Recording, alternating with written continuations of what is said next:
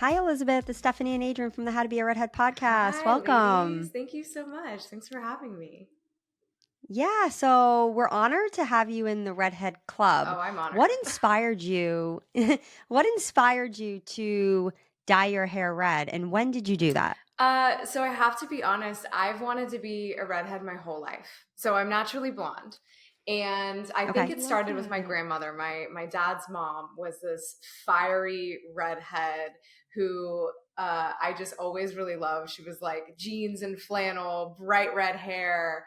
And there's a lot of red in my family. I just didn't get blessed with the gene myself. Unfortunately, I think there was some sort of like I don't know, mistake because I should have been a redhead. I knew that from the time I was little.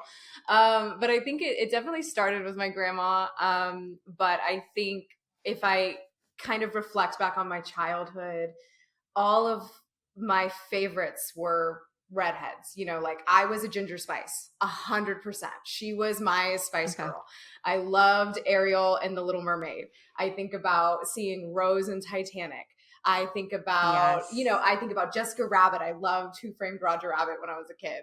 I just think about these like really influential redheads, and between that and some of my family members, I just kind of felt like that's what I've always wanted. My mom did have a rule until I started acting, essentially, like, don't dye your hair. She was like, you have such a pretty blonde, don't ever dye your hair. And then once that happened, I was like, I got to work towards red. So it was kind of a life journey, I guess.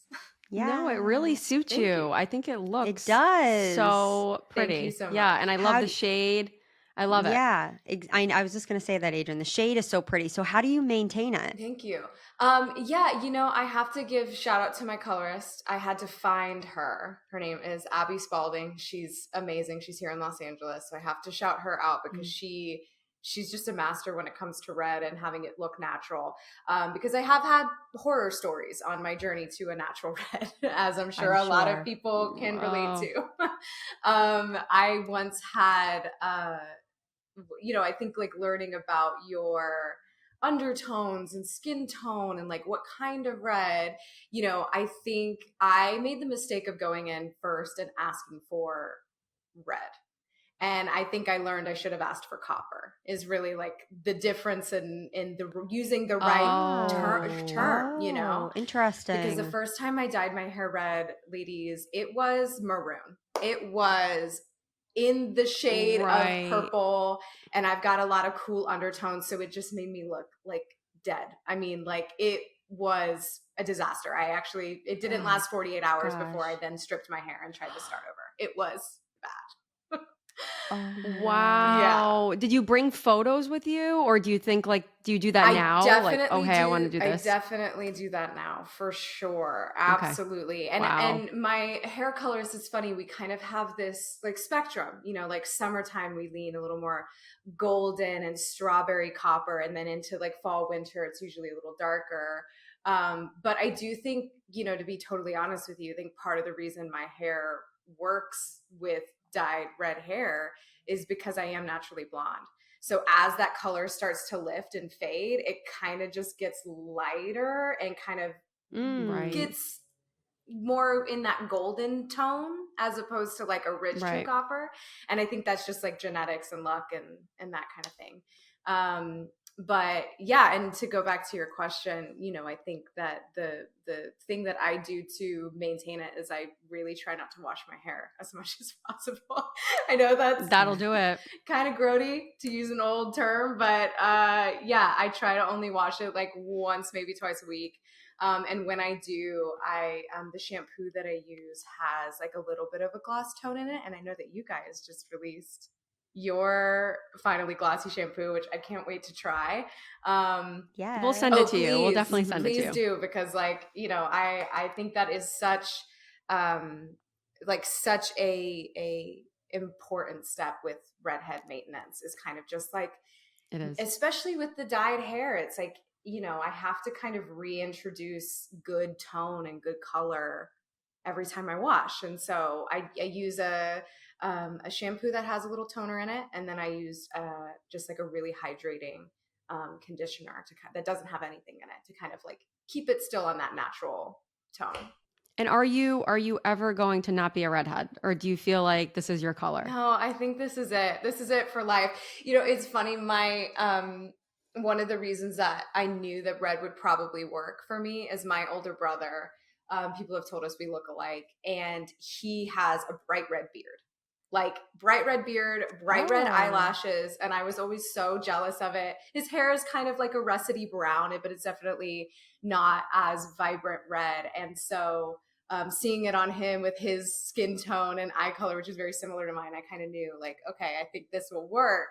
But no, I think like being a redhead is an identity. I mean, you guys It is. know It is. that. And It's a lifestyle. it is. And just like, I'm proud to be a part of it. People are always surprised to find out that I'm not a natural redhead. And it's like the biggest compliment Well, it suits you so well in the world. Thank you. Because like, it is a club that I always wanted to be a part of, you know, it's like I said, these kind of like incredible women of redheaded girls. I was like, I want to be a part of that club, you know? Yeah, there's like a power behind the color. There is. Isn't there? Yes, absolutely. Yeah. And I don't know if it's because of the whole like, it's super rare. And so it's like that exclusivity club thing of like, but I also just find it so beautiful. And I think that there is just kind of a, honestly, like an empowerment with red hair. Like, there is just something internal that I certainly feel, you know, and anytime someone's like, oh, you're not a natural redhead, it's just like it's like the ultimate validation, affirmation, compliment of like, yeah, I'm in the club.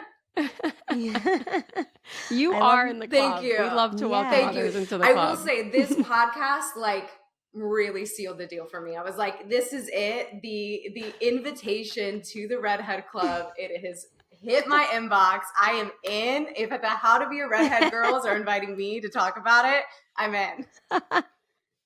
You are. You're in. You are. And we want to go into your career. So as an actress, you played a variety of roles, starting when you were a teenager in the Clique. And fun fact, we interviewed Sophie Anna Everhard, season 5 of last year on our podcast, and she was awesome. So small world, but I'm sure like in the acting world, it's not so small. Well, I have to say she is still one of my closest friends, and when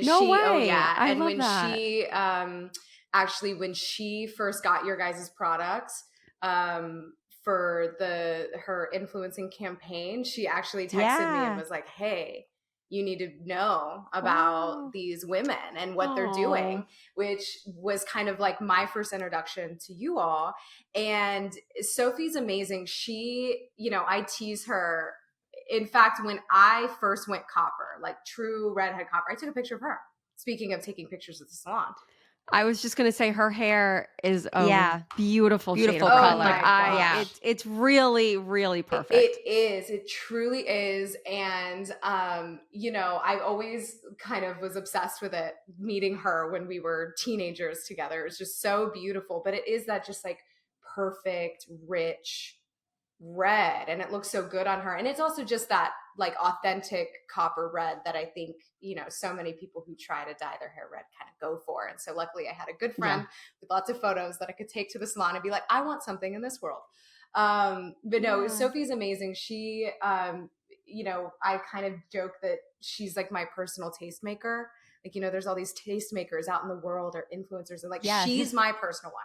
She's always the one to go to for new music recommendations, always, and style. Yeah, she mentioned that on, music and style. We talked a lot about when she was on our episode. Yeah, so I definitely have to kind of shout out her and her, you know, inspiration for me being red. And, you know, we joke about it all the time, but she's been incredible. And so to meet her on set of the Clique, and for us to have been friends now for like 15 years is really incredible. So how old were you when that movie came out, when you started it? I was 14 when we shot it, and I had just turned 15 when the movie came out. Yeah, and it was like one of my very first, well, it was like my first big job and introduction into film and TV, and then to have it be such a big cultural thing, which we're kind of experiencing, and now again has been really, it's a resurgence. It's really kind of wonderful. And I think it's hitting me at a good time, you know, because I think as a teenage girl, you feel awkward, you feel weird, like you feel like you're figuring out who you are. And it was weird. It was a strange experience to go through that, through this character who has it all put together, or seemingly so. She's the pretty one, she's the popular one, she's the stylish one. I am not.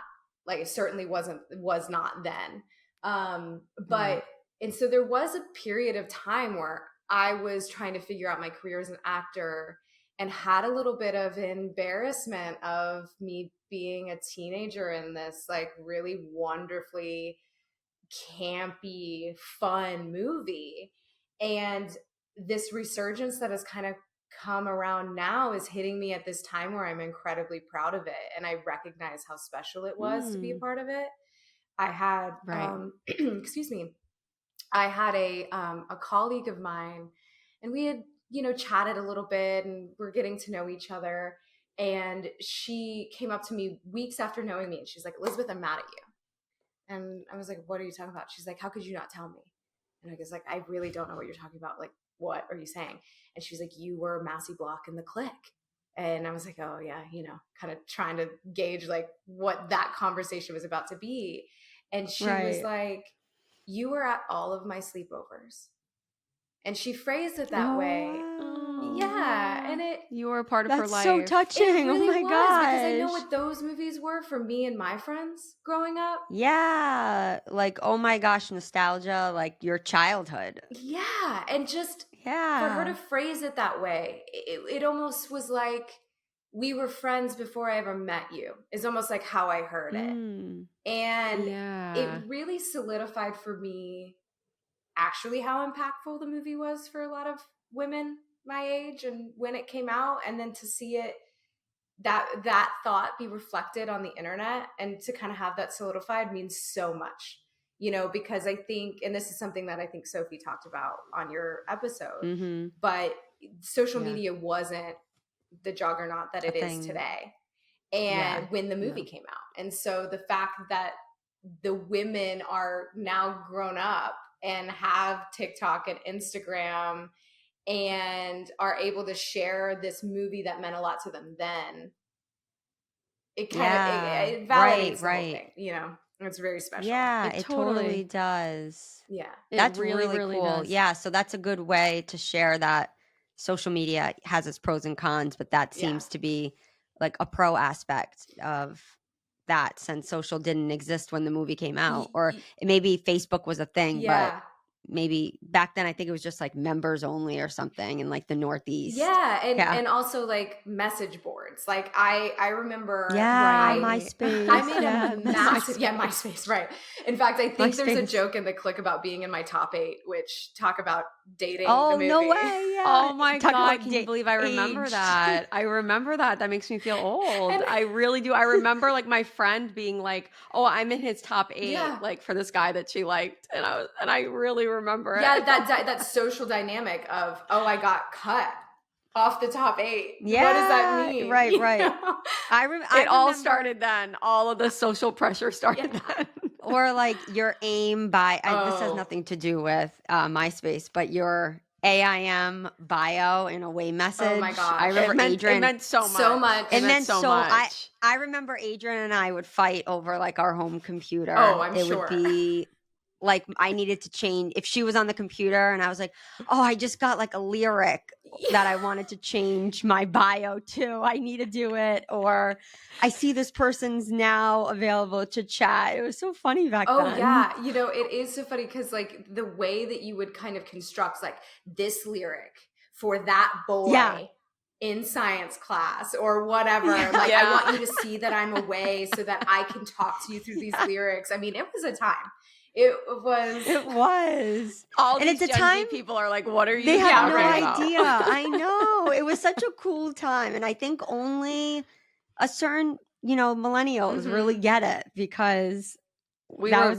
We were doing. Yes. Yeah, we were dialing into our AOL and going on AIM. Well, and it is so funny because I created my my Sephora account, I guess, when I still had AIM. So every single time I go to Sephora and they're trying to connect my account for points or whatever, they'll say my horrifyingly embarrassing like AIM email. And what's so funny is sometimes when the associate is like probably Gen Z, they're like, is it at AIM? Like they don't AIM, like they don't know what it is. Oh my God, Elizabeth. That's so funny that you say this, that because a couple years ago they couldn't find my points and I had to give them my old AOL email. And I was so embarrassed, and they ended up getting rid of my AOL, but I had to give them my Gmail. There was an issue. They had to get the manager, and it was just so I could get these couple hundred points. And I remember just thinking like, okay, maybe I should just have them erase the points and just start a new account, because they kept saying my AOL, and it ages you when you're like, yes. AOL. They were like, AOL is coming up. And then they said, what happens if we send you a verification? Could you give us the confirmation code? And I'm like, not. I haven't been on that account in years, like over 10 years. I have no idea what you're talking about. But it made me think of that, because I kind of experienced that in the Sephora like line. Yeah. Well, I mean, talk about dating you. I mean, like when I'm doing that and the person doesn't know how to say it, AOL or AIM or whatever, I'm like, oh, you like genuinely don't know what this is. But I will say it's very funny. My best friend, she downloaded the sounds from AOL and AIM. And so every time she gets a text, it's the AIM message sound. And every time she gets an email, it's like the door opening. Do you remember that sound that like when someone sign on? Yeah. I'll never forget that sound. I know the way it is like impermeated into my brain, and every time her phone ringer is on, I like have this like jolt of like, oh God, did he sign on? Yeah, like 13 years old sitting in our computer room. That's what we called it, the computer room. Yeah, exactly. Yeah, I know. I wanted to talk to you too. We wanted to talk to you about A Forced Exposure. We know that it's your latest project. You also directed it. Is that right? I did. It's my directorial debut. Congrats. Thank what you. An accomplishment. And what led you to behind the camera? You know, I just love movies. I know that sounds so Pollyanna and trite, but I just love movies. And I think for me in this stage of my career, my thought process is very much just how can I be a part of movies? In what capacity? And how can I do this? And I think I actually just had a story. I co-wrote it with my brother, Matthew, and it's a short film about a night photographer who is preparing for her debut show. And as she's going out, pursuing one last final great shot, all these strange things start to happen around her. And it's a psychological thriller that is an analogy for social anxiety and the way that in our kind of current society, you can't just be really good at one thing. You kind of have to be good at all of the things. And so we shot it in November. I'm in post-production now. We're in the final stages. So now I'm going to be submitting to festivals and doing all of that. But wow. So is that what post-production means? Oh, yes. That's when... Yeah, so post-production is the edit and getting all the sound together. And we're going to go into coloring the film. And it's been such a joy because I'm learning so much from this perspective. I think you can kind of get put into a specific corner of your unique point of view on a film or television set. And now I'm getting a little bit of a taste of all of these different perspectives. And it's been a really beautiful and profound experience to have all of these experts, these people, incredibly talented artists who all came together to make my project happen.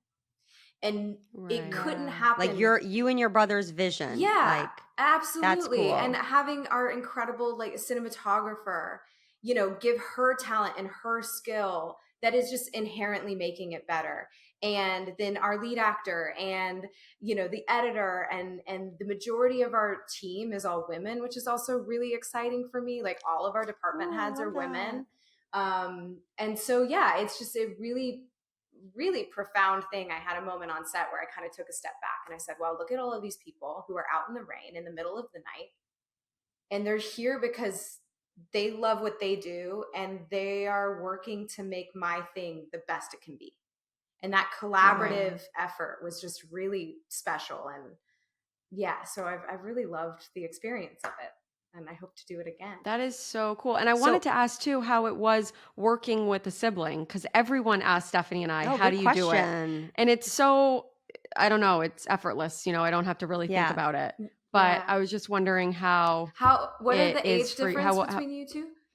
We're 2 years different. So I'm 2 years older. Okay. So I was just wondering how it was to work with a sibling, because we get asked it all the time. Yeah. We also come from a family where like you yell at each other and then like a minute later you forget. Where like our husbands I have nothing. Are not I have like no that. animosity towards her because she knows how I feel. Like I like snapped at my husband last week.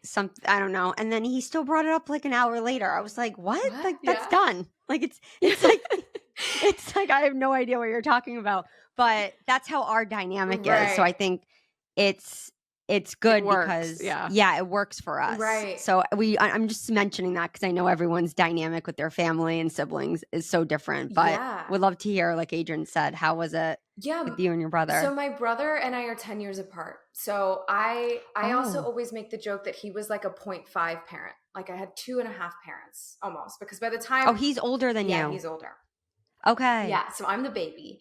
And he, you know, so our relationship is always really interesting because I think, like, if I'm being honest, you know, so much of my likes and dislikes, I think, can be traced back to like adoring my brother and wanting to be like him. Looking up to him. Yeah. And I think movies are a big piece of that.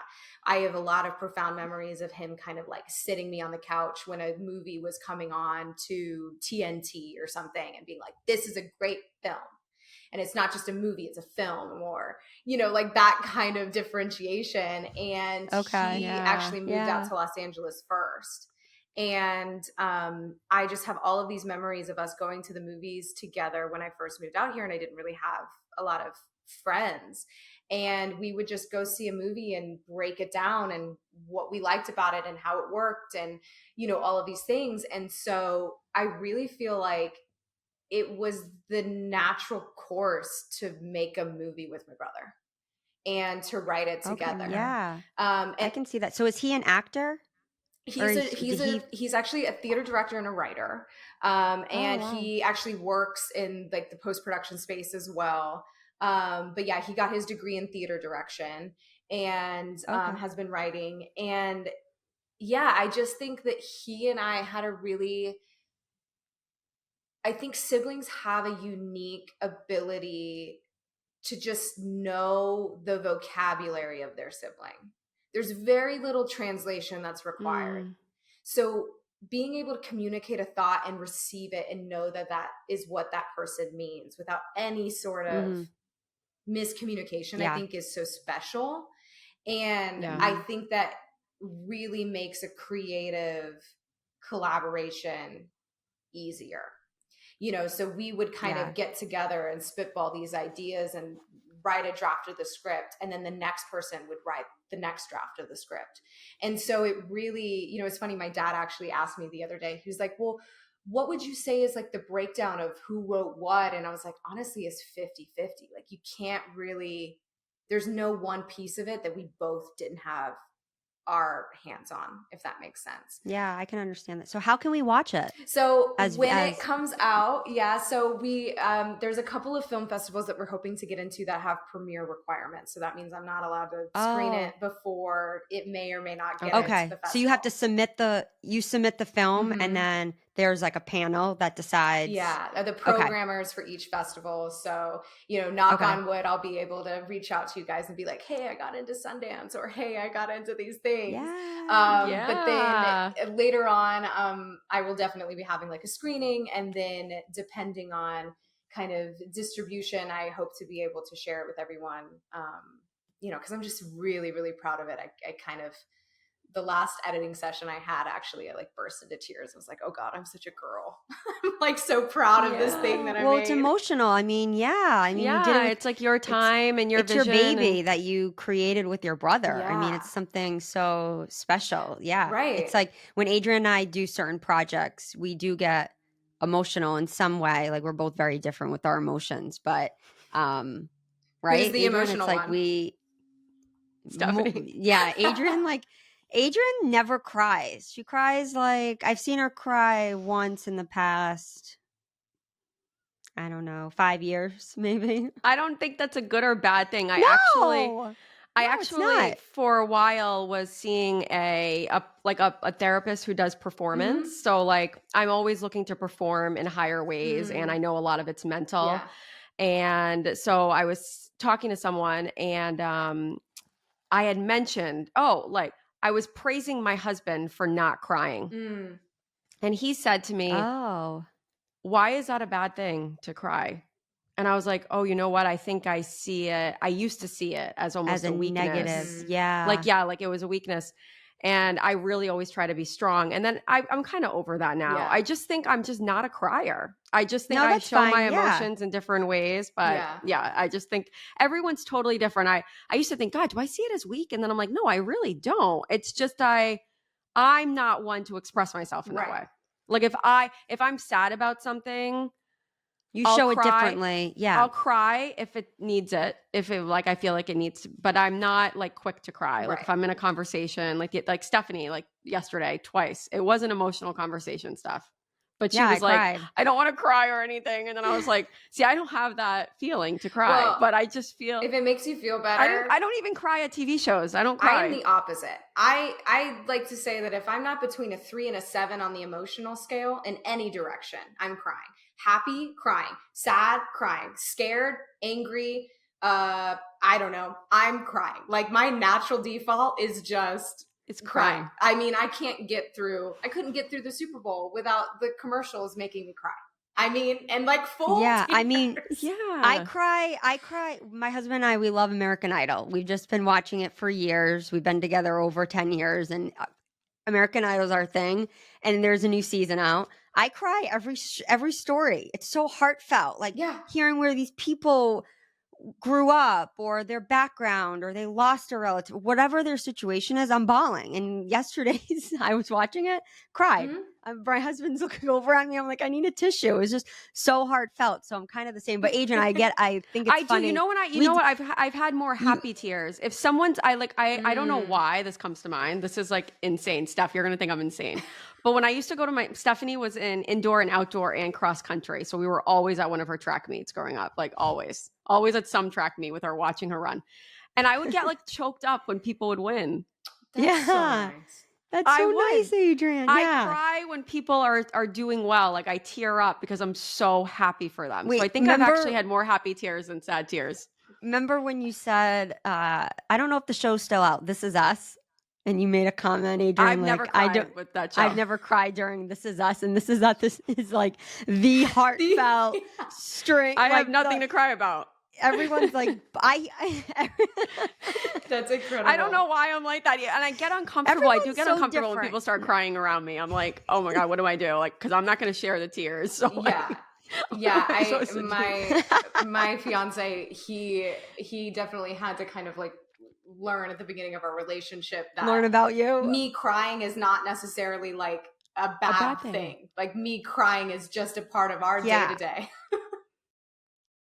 Redheads, have you heard? We aired on ABC's Shark Tank, episode 14, season 15. We are busy developing products and continuing to grow this incredible redhead lifestyle brand. Check out our mascara and eyebrow products in red hot shades, hair care, merch, lifestyle items, and so much more. Redheads, we can now rejoice. Finally, there are products for us. Use code podcast to get 15% off your next purchase. Shop at shop.howtobearedhead.com. Yeah, and that's how you handle it. Again, everyone's so different with how they handle their emotions, but and everyone's hit so differently. Like if we're watching a TV show or a movie, a certain scene that I get choked up on, I look over at my husband like on the couch and he's perfectly fine. Yeah. So it's interesting how we're all hit different emotions affect us when we're watching something. And I think it's good to express yourself no matter how you do or don't do. I think it's really important because life is too short. So just express yourself. I totally agree. And I think that part of the reason that I'm just comfortable crying is because of my job as an actor, learning how to be comfortable in the uncomfortable. I have to be physically calm when my body is crying because it is a part of my job. And I think that is just like a skill that I developed and practiced. And so it beautifully, I think, translates into my personal life where I'm able to go, okay, this is what I'm feeling. Let me process that, feel it, and then communicate it. And I think a lot of people just don't have the practice of having to do that on command all the time. And so like, I don't think it's like a fault to not, or a fault to cry too much. It's just like, my tear ducts are just they're a very well used muscle. So I just think it's partially just being like cozy in that, Yeah. Good. No, good for you. And we wanted to talk about how what you wore at the SAG Awards in 2023. We love that you wore red. We're wearing red lips today. I know, I noticed. I love red on red. I just think it looks so good. So what inspired you to do it? And, it's just one of our favorite looks on any redhead. I just have to say, I just love when any celebrity, especially Jessica Chastain, Julianne Moore, when they do the red lip, red dress, with the red hair, it's so pretty. And then the follow-up question is we have to go into colors that you love because love that you're wearing white. Yeah. Is it white or ivory? I was thinking the same thing. It's ivory. It's like a cream. It's got some warmth to it. Love it. Thank you. Yeah. That dress, it's funny you bring up redheads in red because I know you guys have talked about it on the podcast before. And I don't know, what is that stigma? What is that I don't know. thing? Where did it come from, first of all? It's irrational. We always talk about it. We're like, who created the rule that redheads can't wear certain colors like red? Yeah, absolutely. Because I have to be honest with you, it was my favorite dress that I tried on that fitting, and I got hung up about it. I was like, well, I don't know. How's it going to photograph? How's it going to, if the carpet is a different shade of red, is that going to be too much?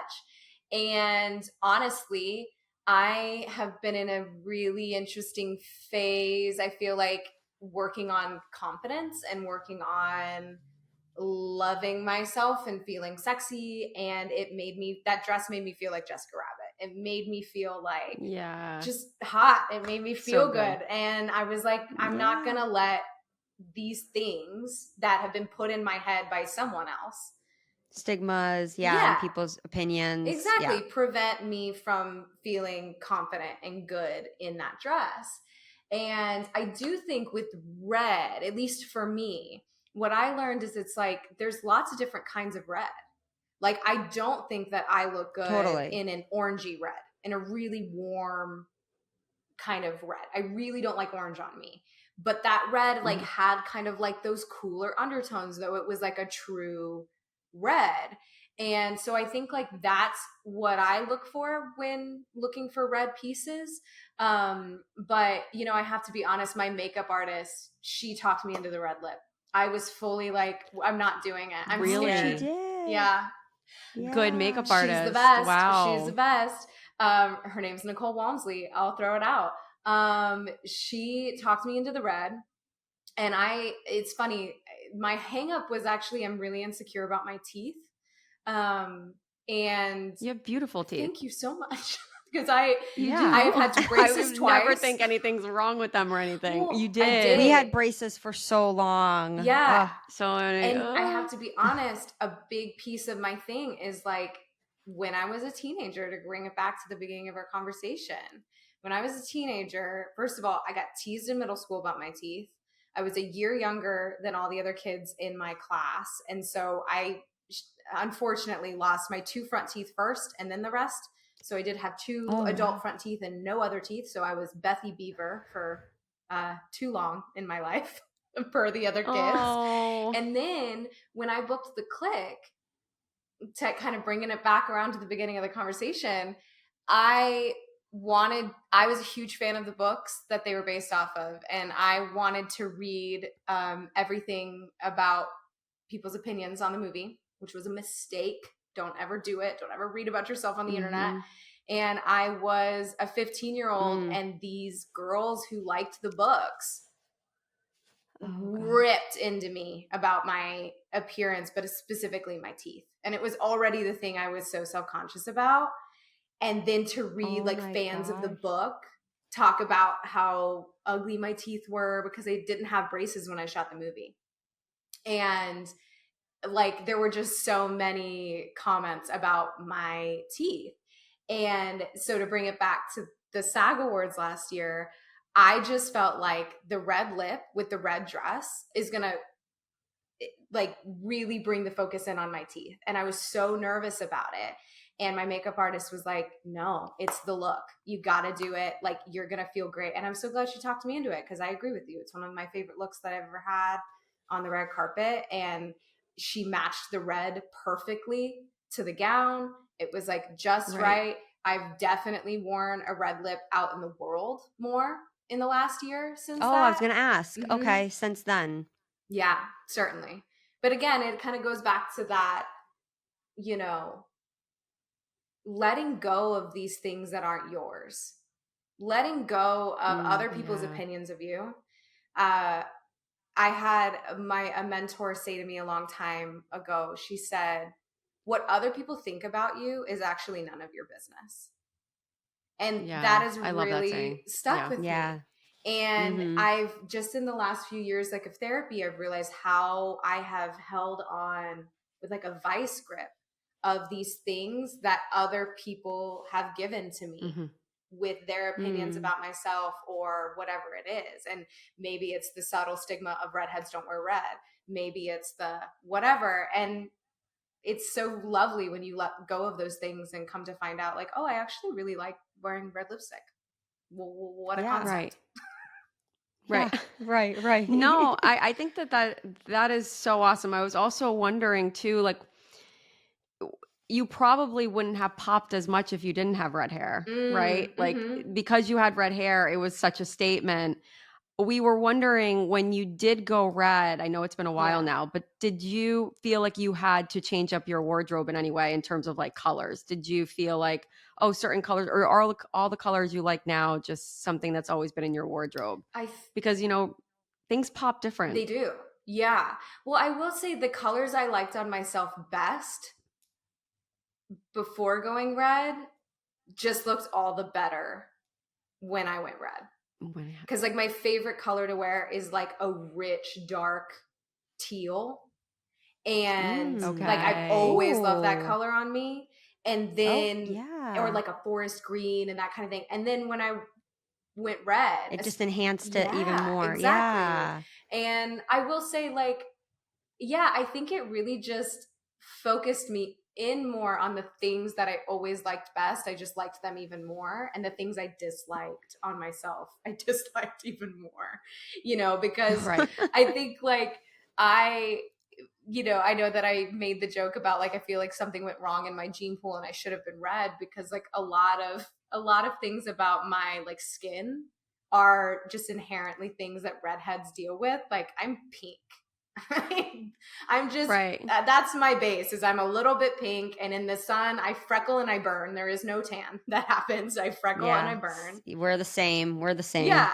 And so I just feel like the colors that worked on my skin type, which obviously that's not going to change, kind of played into that and those good colors on me. And then when I finally found my good red, it was like even better for it. But yeah, I would say like I love dark teal. I love forest green. I love like sage, kind of like my wall behind me. I love sage. I love that color. And like, I'm definitely more of a cream, not a white kind of, you know, but yeah, to be honest with you, when I listened to your episode with Sophie, I think she has like just such a great style, and it made me think like I really am in like I'm in an in-between stage with my clothes. Like half of my closet feels really immature, and I got to get rid of it, though I have emotional attachment to clothes. Yeah. Like, You do. Stephanie and I, we just get rid of anything that gives us bad memories. Do you? Do you have memories with your clothes? Yes, but mine are all positive. So like the ones that I keep, it's like, well, I can't get rid of this. This one good thing happened to me when I wore this outfit. Yeah. We do that too. We do that too. And then there are some pieces that just remind us of certain times where we're just like, oh, we got to get rid of it. But it's hard it is. It's really hard to say, like, buy to pieces and then redo your wardrobe. But I think it's important, your styles change, maybe colors change as you get older, or if you change your hair color. So, but yeah, it's like a constant cycle for me personally with my closet. I feel like one minute I'm like, oh, I love all the pieces. And then one day I'm just like, I could like get rid start of everything. over. Yeah, absolutely. I do be okay with it. Yeah. And I feel like my style has changed, but also like I'm an adult, like the age factor. There is something of like, there's some clothes in my closet that are appropriate for someone who's like in their early 20s. I also think like quality is a big thing. Like, not to throw shade, but like Forever 21 has no business being in my closet anymore. Why am I holding on to this thing that I haven't worn in a decade? And now everything is that brand, or that, not brand. Shein. Temu. What is that? I don't know what this is. TEMU. You guys haven't heard of it? No. Oh, Pam's shaking her head. Yeah, now you guys are going to be swarmed with all their ads. They're like a cheap. They're like a Shein. Okay. Amazon platform though, where you can get like anything for dirt cheap. Oh gosh. I haven't bought anything on there, but they constantly come up on my Google ads. Like I'll type something in, then I'll see they got really popular too around the Super Bowl. They had like numerous Super Bowl commercials.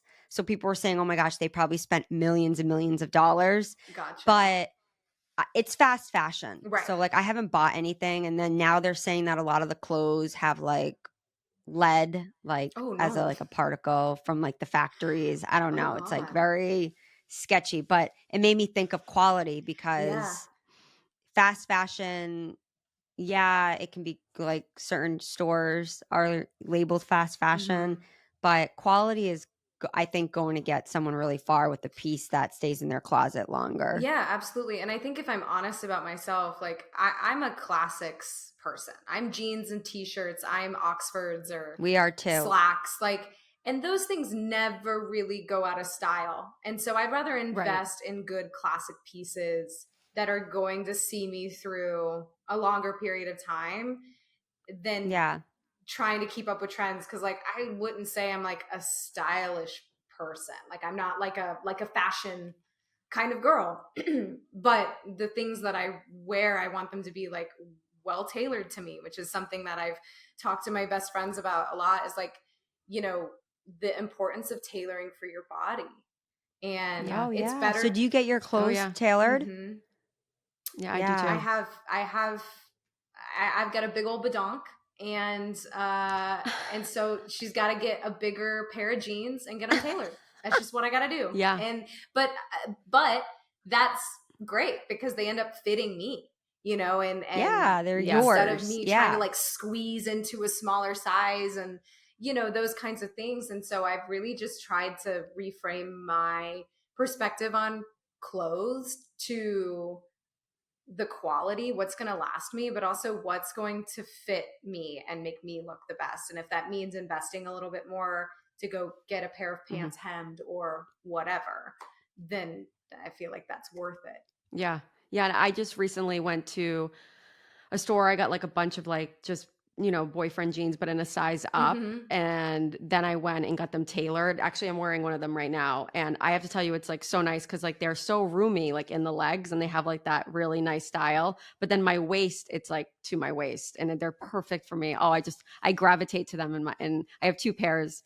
And I just gravitate to them in my closet. I just love them. Yeah, and that's like how clothes should be. You should feel like, oh, I want to keep wearing the things that make me feel really good. And I personally, I think that like athleisure being a big trend has kind of ruined my style because I've leaned far too into comfort and far too into like, I have too, and so like, and I think that it does a number on my self-esteem, like, I'm gonna, I believe that. I'm gonna wear my sweatsuit because it's comfy, but it's also cool. Finger quotes for those listening. Yeah. And then I end up feeling kind of like dumpy at the end of the day. Like I never got out of pajamas. And so like I'm really trying to like, get dressed, feel good about dressed yourself in the morning. Yeah. It makes I kind of been in the same boat. We wanted to talk about beauty. Yeah. So your eyebrows, jealous because they look like they're naturally brown, are they? So, or are they blonde? Very, very full. I'm jealous. Very full. I have to ask about the eyebrow. What's going on? It looks so good. Look up. Thank you. Thank you. I will say, wow. I gotta throw out genetics. I have big full eyebrows. That I actually don't really. Again, very jealous. Funny the things that you're teased about in middle school. That was the other thing. It was my teeth and my eyebrows. Those early is your favorite thing about like yourself? Stopping you, right? People are like, people would kill for full eyebrows, and you're like, oh yeah. Tell my like 10-year-old self that. Exactly. Teenage self. I remember my older brother had. Do you guys remember those like? It was like a sharper image, like male grooming tool. It was like, I don't know. They like to make your beard better or to shave the back of your neck. I don't know. I don't really even remember. But my brother had one. And I put on an attachment and I thought that I didn't quite get that they meant thin eyebrows, like a thin line. So I thinned out my eyebrows. I basically like shaved half of my hair of my eyebrows off instead of making a thin line and plucking it to that. It was a tragic time. My mom was furious. She was like, I hope they grow back because it was tragic, truly. But I'm so thankful because I do have just like full eyebrows, and now they're like maybe the thing I'm most proud of. Like I don't care if thin eyebrows come back. Please never again. We learned that lesson. But if they do, I will just be... I'm never going to be on board for that. Never. Like the very, very thin pencil ones. No. Like, except you guys, Pam Anderson. I don't know if anyone loves her. Yes. Did you guys watch her documentary? I loved it. Oh my gosh. What a great documentary. Yes. I just love her. And then I actually watched her like Canada HGTV show where Pam's Garden of Eden. It's like such a good... I will be watching. Yeah, it's 3 seasons.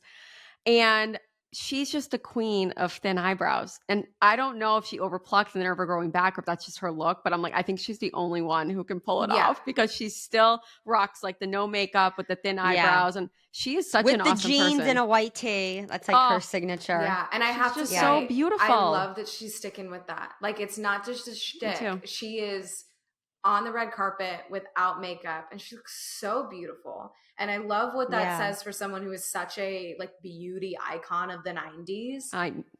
Right. You know, and now she's just like, I like how I look and I'm confident in that. And I agree with you. She can pull it off, but I think she was also like the original person. She was the original and like no one should try to be her or try to do that. Truly. Yeah. So I have to again shout out my colorist, Abby, because every time I get my hair color touched up, she actually puts the same color that she uses as my base color on my eyebrows. So what she's putting on my roots is what she uses for my eyebrows, and it looks a little crazy. Oh, okay, yeah. I've heard of colorists doing that. That's awesome. So every time you go for a touch-up, she touches up your brows while your hair is processing? Yes. Okay, yes. And so it looks crazy because it's like, of course, like the hair dye, and it's super, super dark, and it looks really scary.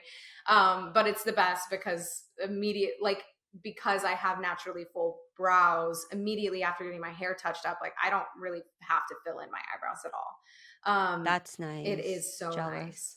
And, but then I would say like, as my eyebrows grow out, I fill in actually with a powder because they get, especially in the summertime, because I'm naturally blonde, they get a little bleachy in like the arch, like the upper arch area. And so I usually just fill that in with, I have it here, the Anastasia brow powder. In caramel. They're good. Because they're the only, I mean, you guys know, you created a whole business about it. It's hard. It's hard finding It's really hard. tones for red. And I think like especially beauty, I'm so thankful that there's been such a conversation about like undertones and like the intricacies of color, because I feel like I'm finally seeing products that are for cool toned skin. Like whether it's bronzers or contour or eyebrows that have like a true red tint, not orange, you know, like that's always been my problem with beauty products is everything reads orange on me. Everything. Like, I know.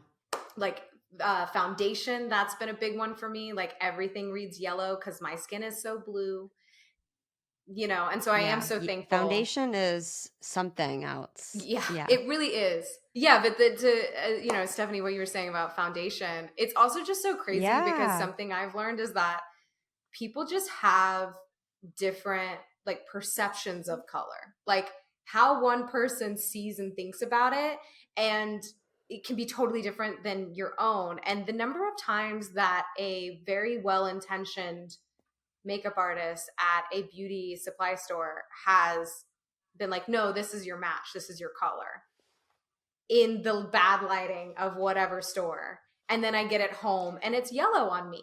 Oh my gosh. Yeah. And you're like, oh, I just wasted all that time and I really took their professional opinion, you know, advice, and I bought it and then now I have to return it. But I know. And sometimes, I've had good and bad experiences with getting makeup like matched. I just, well, Steph, you have a lot of freckles too. So I think sometimes they match it to your freckle instead of matching it to your skin.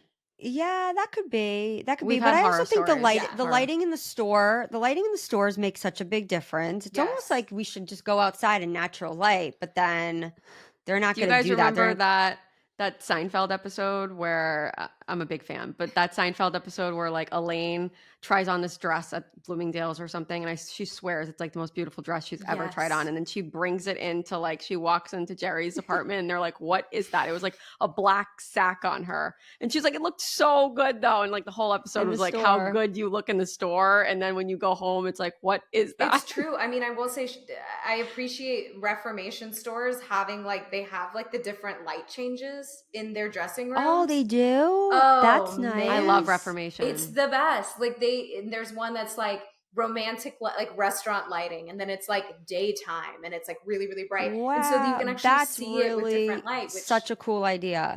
But it honestly, it makes it works. Yeah, it makes it worth it. And it completely changes everything. I think if these stores would invest in better lighting or have windows, or I don't know. Since Adrienne brought up your freckles, I'm wondering, as natural redheads, how you guys feel about freckles being like a trend now. I don't mind it. I don't mind it. I feel like it's flattering. You know, I'm like flattered that all these people want to have freckles, I am and too. They're even bleaching their brows, and I think it's very flattering. I know some people are in uproar about it, but I don't think it's a big deal. Yeah, that's just me though. I have a lot more freckles than Adrienne. Yeah, I think it's flattering. I'm like, wow, what I got picked on as a kid is now being so embraced, and people are either getting like they're actually getting tattooed freckles, or they're applying it with the pencil, or like the trend where you dip broccoli. Have you seen that? No. People are dipping broccoli into like their bronzer, and then like going like that. Yeah, so I think it's flattering. Incredible. And red always trends with the color. So yeah, it's nice. I just think as I've gotten older, I've had to just treat my freckles differently in terms of like some skin treatments I get to keep them, because I don't want to hide them.